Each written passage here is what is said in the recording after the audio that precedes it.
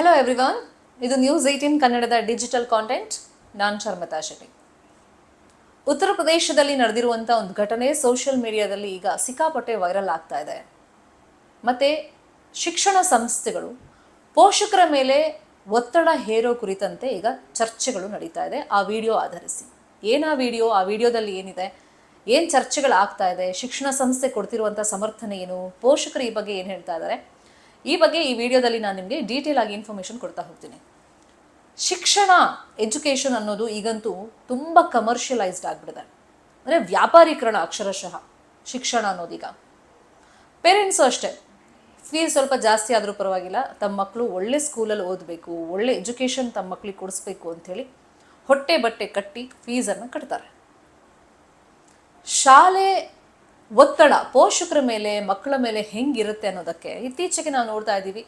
ಸ್ಕೂಲ್ನಲ್ಲೇ uniform ತೊಗೋಬೇಕು, school ಹೇಳಿದಂಥ ಸಾಮಗ್ರಿಗಳನ್ನು ಸ್ಕೂಲ್ನಲ್ಲೇ ಪರ್ಚೇಸ್ ಮಾಡಬೇಕು, ನೋಟ್ಬುಕ್ಕನ್ನು ಸ್ಕೂಲಲ್ಲೇ ಪರ್ಚೇಸ್ ಮಾಡಬೇಕು. ಈ ರೀತಿ ಒತ್ತಡಗಳಿಂದ ಪೋಷಕರು ಬಳಲ್ತಾ ಇದ್ದಾರೆ. ಬಟ್ ಅದನ್ನು ಓಪನ್ ಆಗಿ ಹೇಳ್ಕೊಳ್ಳೋಕ್ಕೆ ಪೇರೆಂಟ್ಸ್ ಹತ್ರ ಆಗ್ತಾ ಇಲ್ಲ.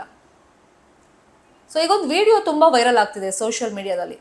ಉತ್ತರ ಪ್ರದೇಶದ ಹರ್ದೋಯ್ನಲ್ಲಿ ಸಿವಿಲ್ ಲೈನ್ಸ್ ಏರಿಯಾದಲ್ಲಿ ಸನ್ ಬೀಯಿಂಗ್ ಸ್ಕೂಲ್ನಲ್ಲಿ ನಡೆದಿರುವಂಥ ಒಂದು ಘಟನೆ. ಪೇರೆಂಟ್ಸ್ ಬಂದಿರ್ತಾರೆ ಸ್ಕೂಲ್ಗೆ. ಆ ಸಂದರ್ಭದಲ್ಲಿ ಶಾಲೆ ಪ್ರಿನ್ಸಿಪಲ್ ಪೇರೆಂಟ್ಸ್ ಜೊತೆ ನಡ್ಕೊಂಡಿರೋ ರೀತಿ ಬಗ್ಗೆ, ಕೂಗಾಡಿರೋ ರೀತಿ ಬಗ್ಗೆ ಚರ್ಚೆ ಆಗ್ತಿದೆ. ಅಸಲಿಗೆ ಆ ವಿಡಿಯೋದಲ್ಲಿ ಏನಿದೆ,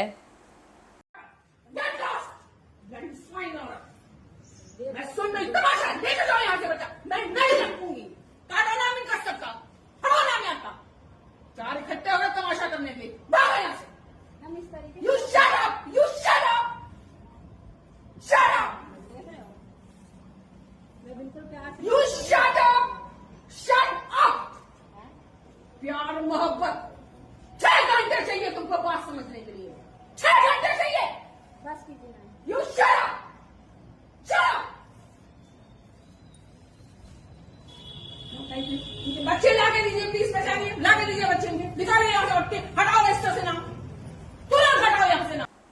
UKG-ನಲ್ಲಿ ಮಗಳು ಓದ್ತಾ ಇರ್ತಾಳೆ. ಆಕೆನ ಕರ್ಕೊಂಡು ಹೋಗೋಕ್ಕೆ ಅಂಥೇಳಿ ನೀಲಂ ವರ್ಮಾ ಅಂತೇಳಿ ಬಂದಿರ್ತಾರೆ, ಅಂದರೆ ಆಕೆ ತಾಯಿ ಬಂದಿರ್ತಾರೆ. ಆಗ ಪ್ರಿನ್ಸಿಪಲ್ ಹೆಚ್ಚುವರಿಯಾಗಿ ನಮ್ಮ ಹತ್ರ ನೀವು ನೋಟ್ಬುಕ್ ಖರೀದಿ ಮಾಡಿಲ್ಲ, ₹1200 ಕೊಡಿ, ಫೀಸ್ ಬಿಟ್ಟು ಅದು ಎಕ್ಸ್ಟ್ರಾ ಕೊಡಬೇಕು, ನೀವು ಹೊರಗಡೆ ಯಾಕೆ ಅದನ್ನು ಖರೀದಿ ಮಾಡಿದ್ದೀರಾ ಅಂಥೇಳಿ ಕಿರಿಕನ್ನು ತೆಗೆದು ಇದೇ ವಿಷಯವಾಗಿ ಜಗಳ ಮಾಡಿದಷ್ಟೇ ಅಲ್ಲ, ನಿಮ್ಮ ಮಗಳನ್ನ ನಮ್ಮ ಶಾಲೆಯಿಂದ ಕೈ ಬಿಡಬೇಕಾಗತ್ತೆ, ರಿಜಿಸ್ಟ್ರೇಷನ್ ಬುಕ್ಕಿಂದ ಅವಳ ಹೆಸರನ್ನು ತೆಗೆದು ಬಿಡ್ತೀವಿ, ಆಕೆನ ಹೊರಗಡೆ ಹಾಕಿಬಿಡ್ತೀವಿ ಅಂತಲೂ ಕೂಡ ಬೆದರಿಕೆ ಹಾಕಿದ್ರು ಅಂಥೇಳಿ ನೀಲಂ ವರ್ಮಾ ಗಂಭೀರವಾದಂಥ ಆರೋಪ ಮಾಡಿದ್ದಾರೆ. ಆಕೆ ಹೇಳ್ಕೊಂಡಿರೋದು, ಈಗ ಲಿಸ್ಟ್ ಅಂತ ಒಂದು ಕೊಟ್ಟಿರ್ತಾರೆ, UKG ಮಗುಗೆ ಏನೆಲ್ಲ ಬೇಕು, ನೋಟ್ಬುಕ್ ಇರ್ಬೋದು, ಪೇಪರ್, ಪೆನ್ಸಿಲ್, ಏನೇನು ಬೇಕೋ ಅದೆಲ್ಲ ಒಂದು ಲಿಸ್ಟ್ ಕೊಟ್ಟಿರ್ತಾರೆ. ಆಲ್ರೆಡಿ ನಾವು ಅದನ್ನು ತೊಗೊಂಡ್ಬಿಟ್ಟಿದ್ದೀವಿ, ಹೊರಗಡೆಯಿಂದ ಪರ್ಚೇಸ್ ಮಾಡಿದ್ದೀವಿ.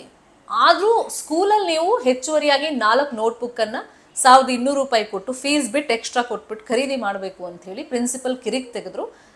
ನಮಗೆ ಸ್ವಲ್ಪ ಸಮಯ ಕೊಡಿ, ಆಲ್ರೆಡಿ ನಮ್ಮ ಮಗು ಹತ್ರ ನಾವು ತೊಗೊಂಡ್ಬಿಟ್ಟಿದ್ದೀವಿ, ಹೊರಗಡೆ ಪರ್ಚೇಸ್ ಮಾಡಿದ್ದೀವಿ, ಇದೇ ನಮ್ಮ ಮಗು ಹತ್ರ ನೀವು ಕೇಳ್ತಿರೋದಿಲ್ಲ ಲಿಸ್ಟಲ್ಲಿ ಕೊಟ್ಟಿರೋದು, ಹಾಗಾಗಿ ಬೇಡ ನಮಗೆ ಅಂತ ಹೇಳಿದ್ರು ಒತ್ತಡ ಹಾಕಿದ್ರಿಂದ ಸ್ವಲ್ಪ ಟೈಮ್ ಕೊಡಿ, 15 ಡೇಸ್ ನಮಗೆ ಟೈಮ್ ಕೊಡಿ, ಪರವಾಗಿಲ್ಲ, ಆಮೇಲೆ ನಾವು ತೊಗೋತೀವಿ ಅಂತ ಹೇಳಿದ್ರು ಪ್ರಿನ್ಸಿಪಲ್ ಮಮತಾ ಮಿಶ್ರಾ ಅವ್ರು ಕೇಳಿಲ್ಲ ನಮ್ಮ ಮಾತನ್ನು. ಎಲ್ಲರ ಮುಂದೆ ಬಾಯಿಗೆ ಬಂದಂಗೆ ಬೈದಿದ್ದಾರೆ, ಮಗುನ ಸ್ಕೂಲಿಂದ ಆಚೆ ಹಾಕ್ತೀವಿ ಅಂತ ಹೇಳಿದ್ದಾರೆ, ನಿಮಗೆ ಸಂಸ್ಕೃತಿ ಇಲ್ಲ, ನೀವೆಲ್ಲ ಅನ್ಎಜುಕೇಟೆಡ್ ಅಂತ ನಮಗೆ ಬೈದರು ಎಲ್ಲರ ಮುಂದೆ ಅಂತೇಳಿ ಆರೋಪವನ್ನು ನೀಲಂ ವರ್ಮಾ ಮಾಡಿದ್ದಾರೆ. ಇದಕ್ಕೆ ತುಂಬ ಜನ ಪೇರೆಂಟ್ಸ್ ದನಿಗೂಡಿಸಿದ್ದಾರೆ. ಆದರೆ ಮುಂದೆ ಬಂದು ಬಹಿರಂಗವಾಗಿ ಪೇರೆಂಟ್ಸ್ ಇದ್ರ ಬಗ್ಗೆ ಮಾತಾಡ್ತಿಲ್ಲ. ಕಾರಣ ತಮ್ಮ ಮಕ್ಕಳಿಗೆ ಅವ್ರ ಎಜುಕೇಷನ್ಗೆ ಒಂದು ಸೆಕೆಂಡ್ ಪ್ರಾಬ್ಲಮ್ ಆಗುತ್ತೆ ಅನ್ನೋ ರೀಸನ್ಗೆ. ಹೌದು, ಸ್ಕೂಲಿಂದ ನಮಗೂ ಈ ಥರ ಒತ್ತಡ ಹಾಕ್ತಿದ್ರು, ಬಟ್ ಏನು ಮಾಡೋದು, ಮಕ್ಕಳ ಎಜುಕೇಷನ್ ದೃಷ್ಟಿಯಿಂದ, ಅವ್ರ ಶಿಕ್ಷಣದ ದೃಷ್ಟಿಯಿಂದ ನಾವೆಲ್ಲ ಬಾಯಿ ಮುಚ್ಕೊಂಡಿದ್ದೀವಿ, ಬಾಯಿಗೆ ಜಿಪ್ ಹಾಕೊಂಡಿದ್ದೀವಿ ಅಂತ ಪೇರೆಂಟ್ಸ್ ಹೇಳ್ತಾ ಇದ್ದಾರೆ. ಇನ್ನು ಪ್ರಿನ್ಸಿಪಲ್ ವರ್ಷನ್ ಏನು ಅಂತಂದರೆ, ಅವ್ರು ಹೇಳ್ತಿರೋದು, ಸ್ಕೂಲಲ್ಲಿ ವ್ಯಾಕ್ಸಿನೇಷನ್ ಪ್ರೋಗ್ರಾಮ್ ನಡೀತಾ ಇತ್ತು, ಅವತ್ತು ಅವ್ರು ಬಂದರು, ಬರ್ತಿದ್ದಂಗೆ ಸ್ಕೂಲ್ ಫೀಸ್ ಕಡಿಮೆ ಮಾಡಿ ಅಂತ ಕೇಳಿದ್ವಲ್ಲ ಮೇಡಮ್, ಏನಾಯಿತು ಅಂತ ಶುರು ಮಾಡಿದ್ರು. ಬೇರೆ ಪ್ರೋಗ್ರಾಮ್ ಏನೋ ನಡೀತಾ ಇದೆ ಸ್ಕೂಲಲ್ಲಿ, ಇವತ್ತು ಬೇಡ, ಬೇರೆ ಒಂದಿನ ಟಾಪಿಕ್ ಬಗ್ಗೆ ನಾನು ಮಾತಾಡೋಣ ಅಂತ ಹೇಳಿದೆ, ಆದರೂ ಅವ್ರು ಕೇಳಿಲ್ಲ, ಮತ್ತೆ ಫೋರ್ಸ್ ಮಾಡೋಕ್ಕೆ ಬಂದರು. ಅವಾಗ ಸ್ವಲ್ಪ ನಾನು ಒರಟು ಭಾಷೆನ ಯೂಸ್ ಮಾಡಿದೆ, ಇಲ್ಲ ಅಂತ ನಾನು ಹೇಳ್ತಿಲ್ಲ, ಅದನ್ನು ನಾನು ಒಪ್ಕೊಳ್ತೀನಿ. ಆದರೆ ಆ ವಿಡಿಯೋ ಹಿಂದೆ ಮುಂದೆ ಏನು ನಡೆದಿದೆ ಅದ್ರ ಬಗ್ಗೆನೂ ಗಮನ ಹರಿಸ್ಬೇಕು. ಕೇವಲ ಆ ವಿಡಿಯೋನ ಇಟ್ಕೊಂಡು ನೀವು ಮಾತಾಡೋದಲ್ಲ ಅಥವಾ ಜಡ್ಜ್ ಮಾಡೋದಲ್ಲ ಅಂತ ಪ್ರಿನ್ಸಿಪಲ್ ಹೇಳ್ತಾ ಇದ್ದಾರೆ. ಎನಿವೇಸ್, ಈ ವಿಡಿಯೋ ಆಧರಿಸಿ ಈಗ ಕ್ರಮ ಆಗಬೇಕು ಅನ್ನೋ ಆಗ್ರಹ ನೆಟ್ಟಿಗರು ಮಾಡ್ತಾ ಇದ್ರೆ, ಇನ್ನೊಂದು ಕಡೆ ಆ UKG ಮಗುವಿನ ತಾಯಿ ನೀಲಂ ವರ್ಮಾ ಈ ರೀತಿ ಆಯಿತು ಸ್ಕೂಲಲ್ಲಿ ಘಟನೆ, ಮತ್ತೆ ಪ್ರಿನ್ಸಿಪಲ್ ಹಿಂಗೆಲ್ಲ ನಿಂದಿಸಿದ್ರು, ಮಗುನ ಆಚೆ ಹಾಕ್ತೀನಿ ಸ್ಕೂಲಿಂದಾನು ಅಂತ ಹೇಳಿದ್ದಾರೆ ಅಂದ್ಬಿಟ್ಟು DC ಕಂಪ್ಲೇಂಟ್ ಕೊಟ್ಟಿದ್ರು. ಆ ಕಂಪ್ಲೇಂಟ್ ಆಧರಿಸಿ ಈಗ BOಗೆ ಒಂದು ವರದಿಯನ್ನು ಕೊಡೋದಕ್ಕೆ ಹೇಳಿದ್ದಾರೆ.